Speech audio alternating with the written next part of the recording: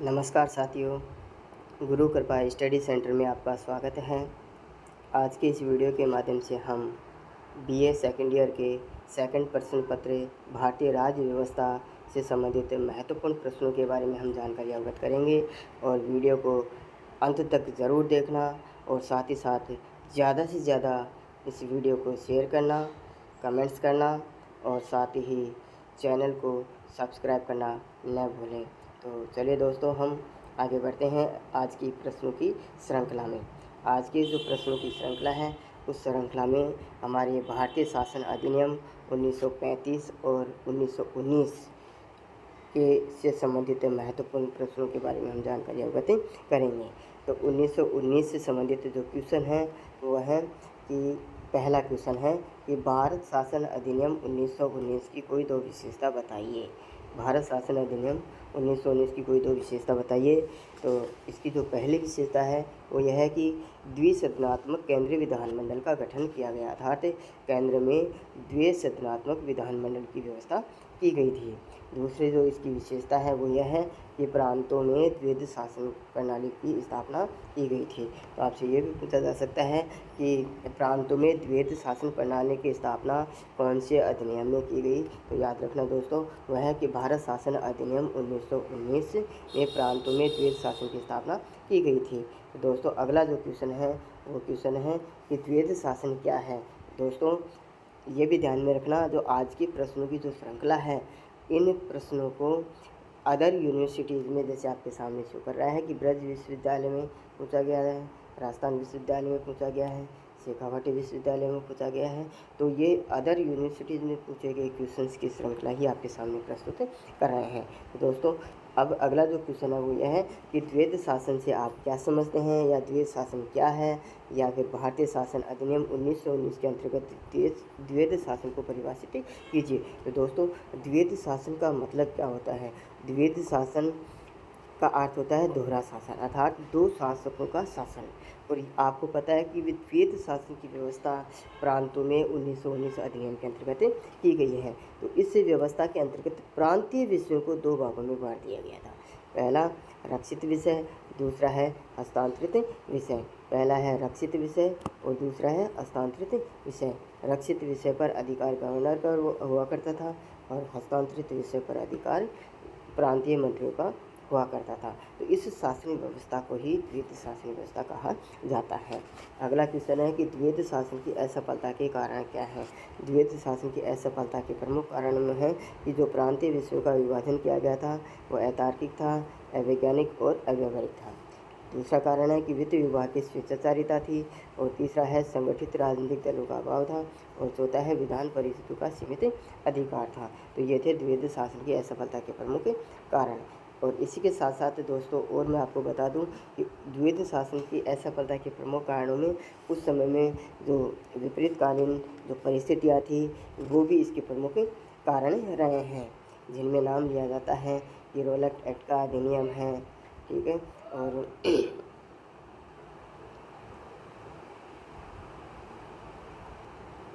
दोस्तों अगला क्वेश्चन है कि प्रांतीय स्वायत्तता से आप क्या समझते हैं। प्रांतीय स्वायत्तता से आप क्या समझते हैं। आपको ये भी ध्यान में रखना दोस्तों कि प्रांतीय स्वायत्तता जो है वो 1919 अधिनियम की प्रमुख विशेषता थी। तो दोस्तों अब हम समझते हैं कि प्रांतीय स्वायत्तता का मतलब क्या होता है। 1919 अधिनियम में प्रांतीय स्वायत्तता का अभिप्राय था कि प्रांतीय सरकार का अपने निश्चित कार्य क्षेत्र में किसी बाहरी हस्तक्षेप का न होना और शासन उत्तरदायी मंत्रियों के हाथों में और प्रांतीय स्वायत्तता कहलाता है। अर्थात दोस्तों जो प्रांतीय सरकारें थी उसके ऊपर किसी प्रकार का बाहरी हस्तक्षेप नहीं था और प्रांतीय जो शासन था वो प्रांतीय मंत्रियों के हाथों में ही था। इसे कहा गया प्रांतीय स्वायत्तता। अगला क्वेश्चन है दोस्तों कि प्रांतीय स्वायत्तता की दो विशेषता बताइए। प्रांतीय स्वायत्तता की दो विशेषता, केंद्र तथा प्रांतों के बीच 3 सूचियों के माध्यम से शक्तियों का विभाजन किया गया था। तो दोस्तों ये 3 सूचियाँ कौन कौन सी थी। संघ सूची, प्रांतीय सूची और समवर्ती सूची थी। और इन्हीं 3 सूचियों के माध्यम से केंद्र और प्रांतों के मध्य शक्तियों का विभाजन किया गया था। अगला है कि राज्य सूची के विषय पर कानून बनाने का अधिकार प्रांतीय ही विधानमंडल को ही सौंप दिया गया था। तो इस प्रकार से प्रांतीय स्वायत्तता की ये विशेषता थी। अगला क्वेश्चन है दोस्तों कि 1935 अधिनियम के अंतर्गत केंद्र और प्रांतों में सत्ता विभाजन हेतु कितनी सूचियाँ दी गई थी? तो दोस्तों तो 3 सूचियाँ दी गई थी। पहली है संघ सूची, संघ सूची के विषय पर कानून बनाने का अधिकार केंद्र सरकार का था। प्रांतीय सूची पर कानून बनाने का अधिकार जो था वो प्रांतों का था। और तीसरी थी समवर्ती सूची। इस समवर्ती सूची के विषय पर जो कानून बनाने का अधिकार था वो केंद्र और प्रांतों का था। अगला क्वेश्चन है दोस्तों कि 1935 के भारतीय शासन अधिनियम की कोई 2 बात बतानी है, जिसमें पहला है लिखित एवं कठोर संविधान, दूसरा है संघीय न्यायालय। तो ये थी 1935 अधिनियम के अंतर्गत मुख्य 2 बातें। अगला है 1935 अधिनियम में कितने और किन प्रांतों में द्विसदनात्मक व्यवस्थापिका को अपनाया गया था? तो दोस्तों ध्यान में रखना है कि 1935 अधिनियम में 6 प्रांतों में असम, बंगाल, बिहार, संयुक्त प्रांत, चेन्नई, मुंबई में द्विसदनात्मक व्यवस्थापिका को अपनाया गया था। तो दोस्तों ये थे हमारे 1919 और 1935 के अधिनियम से संबंधित इम्पोर्टेंट क्वेश्चन से। अगले हम बढ़ते हैं कि संविधान निर्मात्री सभा से संबंधित महत्वपूर्ण प्रश्न। संविधान निर्मात्री सभा से महत्वपूर्ण प्रश्नों की श्रृंखला में पहला जो क्वेश्चन है वो यह है कि संविधान सभा के चुनाव में लीग को मिली असफलता का क्या परिणाम निकला? दोस्तों जो मुस्लिम लीग को जो असफलता मिली थी संविधान सभा के चुनाव में, उसमें जो मुस्लिम लीग की जो असफलता हुई उसका परिणाम क्या निकला? तो दोस्तों इस लीगी नेताओं ने संविधान सभा का क्या कर दिया, बहिष्कार कर दिया और पाकिस्तान के लिए अलग संविधान निर्माण की उन्होंने क्या कर दी थी, मांग कर दी थी। तो ये था इसका परिणाम। अगला क्वेश्चन है कि भारत की संविधान सभा ने कब और किसे स्थायी अध्यक्ष चुना था? तो भारत की संविधान सभा ने 11 दिसंबर 1946 को डॉक्टर राजेंद्र प्रसाद को सभा ने सर्वसम्मति से स्थायी अध्यक्ष चुना गया था। दोस्तों ये भी ध्यान में रखना है कि संविधान सभा की पहली बैठक कब हुई थी? तो ध्यान रखना है कि 9 दिसंबर 1946 को संविधान सभा की पहली बैठक हुई थी और इस पहली बैठक में जो अस्थायी अध्यक्ष चुना गया था वो था डॉक्टर सच्चिदानंद सिन्हा को बनाया गया था। अगला क्वेश्चन है कि उद्देश्य प्रस्ताव क्या है? उद्देश्य प्रस्ताव क्या है?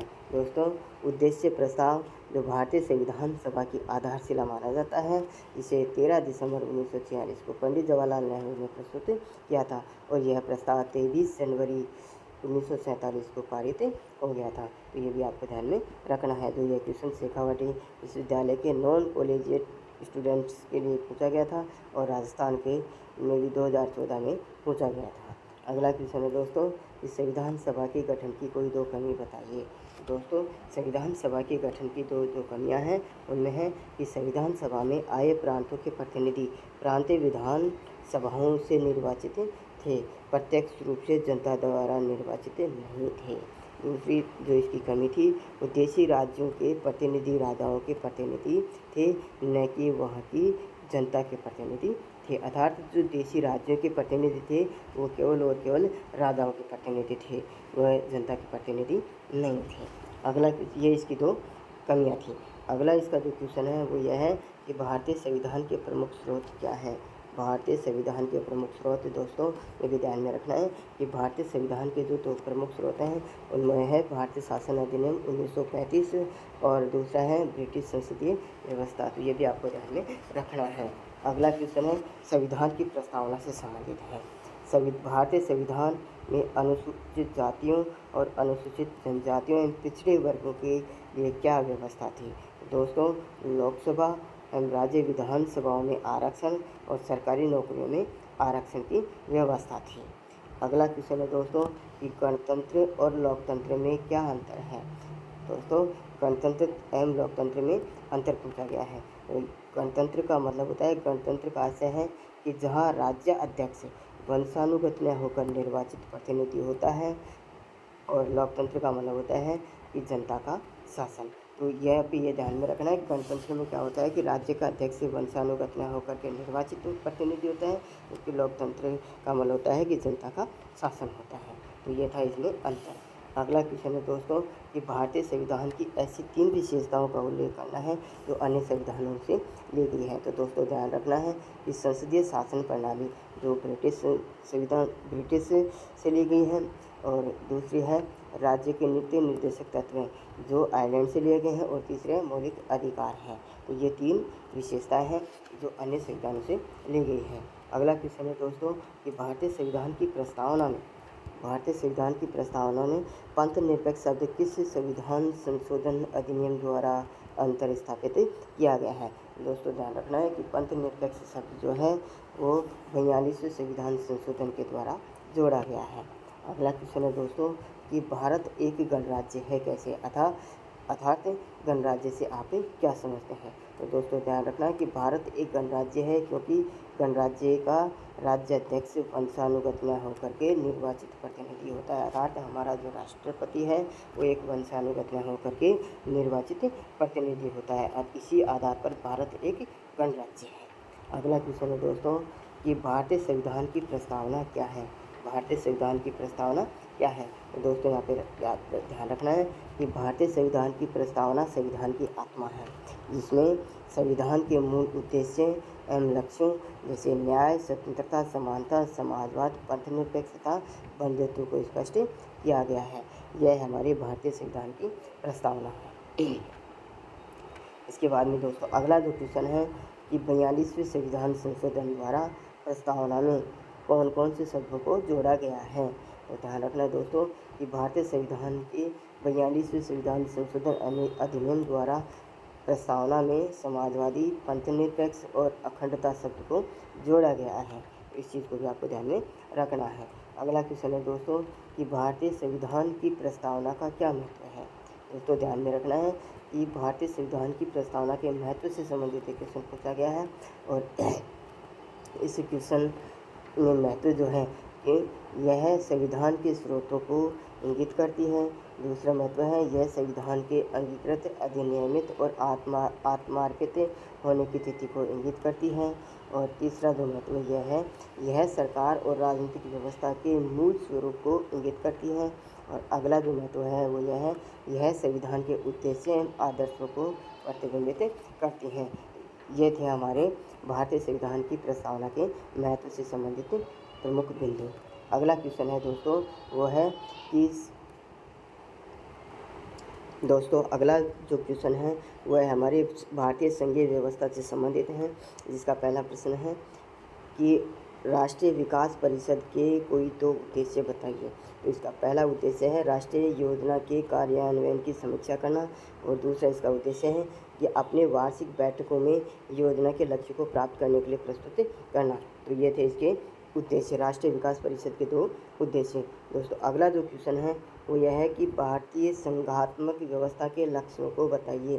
भारतीय संघात्मक व्यवस्था के लक्ष्यों को बताइए, अर्थात अगर इसी क्वेश्चन को इस तरीके से पूछा जा सकता है कि भारतीय संविधान के किन्हीं 4 संघीय लक्ष्यों के नाम बताइए, या भारतीय संविधान की 4 संघात्मक विशेषताओं को बताइए। दोस्तों इस चीज़ को भी आपको ध्यान में रखना है।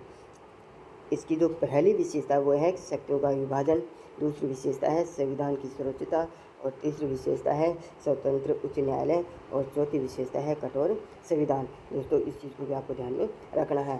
इम्पोर्टेंट क्वेश्चन है कि भारतीय संविधान की 4 संघात्मक विशेषताएं, या क्वेश्चन पूछा जा सकता है कि भारतीय संविधान की संघात्मक विशेषताओं को बताइए। तो ये थे आपके सामने 4 विशेषताएं। अगला क्वेश्चन है दोस्तों कि भारतीय संविधान की इन्हीं 4 एकात्मक विशेषताओं को बताइए। भारतीय संविधान की 4 एकात्मक विशेषताएं, इसमें सबसे पहली विशेषता है कि शक्तिशाली संघ, और दूसरी विशेषता है संघ की अवशिष्ट शक्तियाँ, और तीसरी विशेषता है एकरीय नागरिकता, और चौथी विशेषता है एकीकृत न्याय व्यवस्था। ये हमारी एकात्मक विशेषताएं हैं। अगला क्वेश्चन है दोस्तों कि भारतीय संविधान में शक्तियों का विभाजन 3 सूचियों द्वारा किया गया, इन 3 सूचियों के नाम बताइए। दोस्तों ये क्वेश्चन पहले भी पूछा गया है, 1935 अधिनियम के अंतर्गत है।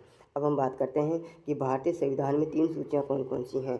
संघ सूची, राज्य सूची और समवर्ती सूची के माध्यम से विषयों का बंटवारा किया गया है, तथा अवशिष्ट शक्तियाँ केंद्रीय सरकार को प्रदान की गई हैं। तो यह है हमारी शक्तियों का विभाजन। अगला क्वेश्चन है दोस्तों कि भारत में संघात्मक व्यवस्था की उपयुक्तता के 4 कारण बताइए। तो भारत में संघीय व्यवस्था को क्यों अपनाया गया है, उसके प्रमुख कारण बताइए। तो वो उसका पहला कारण है कि भारत का एक विशाल क्षेत्र, दूसरा है सीमित सरकार की व्यवस्था, और चौथा जो है कारण है वह है भारत में विद्यमान विविधता में एकता की स्थापना, और चौथा है न्यायपालिका की स्वतंत्रता। तो ये संघात्मक व्यवस्था को अपनाने के 4 कारण हैं। अगला क्वेश्चन है दोस्तों कि भारतीय संघ में शक्तिशाली केंद्रों को बनाने के पीछे 2 प्रमुख कारण बताइए। भारतीय संघ में शक्तिशाली केंद्रों को बनाने के पीछे 2 प्रमुख कारण हैं, जिसका पहला प्रमुख कारण है कि भारत की एकता व अखंडता की रक्षा के लिए केंद्र का शक्तिशाली होना आवश्यक है। दूसरा कारण है कि भारत की आर्थिक उन्नति के लिए केंद्र का शक्तिशाली होना भी आवश्यक है। तो ये 2 कारण इसके हैं। अगला क्वेश्चन है कि सरकारी आयोग का कब और क्यों गठित किया गया था। दोस्तों ये भी ध्यान में रखना है कि सरकारी आयोग जो है वो हमारे संघ और राज्य के बीच संवैधानिक अधिकारों के बंटवारे का प्रश्न का अध्ययन करने के लिए 9 जून 1983 को सरकारी आयोग बनाया गया था। इस चीज़ को भी आपको ध्यान में रखना है। ये कब बनाया गया था, 9 जून 1983 को। क्यों बनाया गया था, एक संघ और राज्यों के बीच संवैधानिक अधिकारों के बंटवारे को लेकर के इसका गठित किया गया था। अगला जो क्वेश्चन है दोस्तों वो यह है कि सरकारी आयोग के किन्हीं 3 सुझाव बताइए। सरकारी आयोग जो था उसके 3 सुझाव थे। इसमें पहला सुझाव था स्थायी अंतर्राज्यीय परिषद की स्थापना करना, दूसरा था स्थायी न्यायाधिकरण की स्थापना करना, और तीसरा था कि राज्यपाल की नियुक्ति से पहले संबंधित मुख्यमंत्री से परामर्श अवश्य किया जाए। तो ये इसके 3 सुझाव थे दोस्तों। है अगला क्वेश्चन है कि भारतीय संविधान की समवर्ती सूची में दिए गए विषयों में से कोई 2 या 3 विषय बताइए। तो दोस्तों पहला है कि फौजदारी विधि तथा प्रक्रिया, दूसरा है विवाह और विवाह विच्छेद, और तीसरा है सामाजिक सुरक्षा। तो ये थी हमारे समवर्ती सूची से संबंधित विषय। अगला क्वेश्चन है दोस्तों जो है मूल अधिकार और राज्य के नीति निर्देशक तत्वों से संबंधित है। मूल अधिकार और राज्य के नीति निर्देशक तत्वों से संबंधित क्वेश्चनों का जो पहला क्वेश्चन है वो यह है कि भारतीय संविधान द्वारा प्रदत्त किन्हीं 4 मौलिक अधिकारों के नाम बताइए। तो दोस्तों ध्यान में रखना है कि भारतीय संविधान में कौन कौन से मूल अधिकार हैं। तो पहला है समानता का अधिकार, दूसरा है स्वतंत्रता का अधिकार, तीसरा है शोषण के विरुद्ध अधिकार, चौथा है धार्मिक स्वतंत्रता का अधिकार, पाँचवा है सांस्कृतिक एवं शिक्षा का अधिकार, और छठवां है संवैधानिक उपचारों का अधिकार। तो ये था। और एक जो हमारे भारतीय संविधान में जो मूल संविधान में 7 मूल अधिकार थे, लेकिन संपत्ति के अधिकार को अब वह कानूनी अधिकार बना दिया गया, वो मूल अधिकार नहीं है। तो दोस्तों ये भी आपको ध्यान में रखना है। वर्तमान में भारतीय नागरिकों को 6 मौलिक अधिकार दिए गए हैं, मूल संविधान में 7 थे। अगला क्वेश्चन है कि मौलिक अधिकारों के संरक्षण के लिए सर्वोच्च न्यायालय द्वारा जारी किए जाने वाली याचिकाओं के नाम बताइए। दोस्तों यहाँ पे आपको ध्यान में रखना है कि सर्वोच्च न्यायालय के द्वारा 5 प्रकार की याचिकाएं जारी की जाती हैं, जिसमें पहला है बंदी प्रत्यक्षीकरण, और दूसरा है परमादेश, अधिकार पर्चा है, उत्प्रेषण है। ये इसके क्या हैं, सर्वोच्च न्यायालय द्वारा जारी किए जाने वाले याचिकाओं के नाम हैं। अगला क्वेश्चन है दोस्तों निवारक निरोध क्या है। निवारक निरोध क्या है।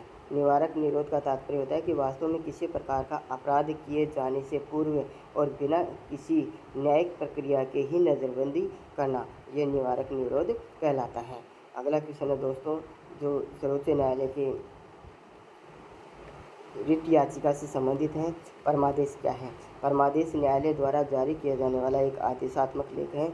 इसके द्वारा सार्वजनिक पदाधिकारी को कर्तव्य पालन का आदेश दिया जाता है। दोस्तों अगला जो क्वेश्चन है, जो इम्पोर्टेंट क्वेश्चन है कि अनुच्छेद 32 संविधान का हृदय तथा आत्मा है, ये कथन किसका है। दोस्तों ध्यान में रखना है कि संविधान के जो आत्मा और अनुच्छेद 32 है, संविधान का हृदय तथा आत्मा है, यह कथन डॉक्टर भीमराव अंबेडकर का है।